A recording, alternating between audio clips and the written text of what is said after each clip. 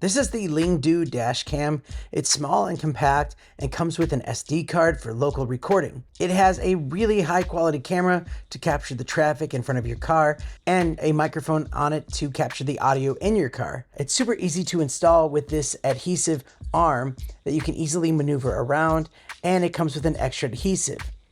It also comes with a very long USB-C cord to power the unit and some adhesive cable management clips to tidy it up. It also comes with a car charger, the manual, and some electrostatic film. So you can angle this thing the way you want on your windshield, and you can power it up when it's plugged in, and then you can connect to the app.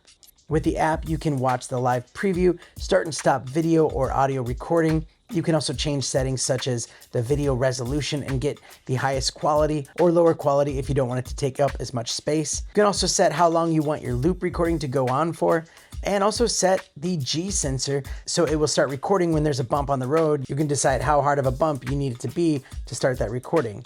And then it also will trace back that pre-recording as well. You can set voice commands and even turn on a fatigue driver reminder. And there's more settings that you could play around with, but mainly you're gonna use this to capture your rides and get video proof of any craziness that might happen on the road in high quality. So I highly recommend it, and thanks for watching.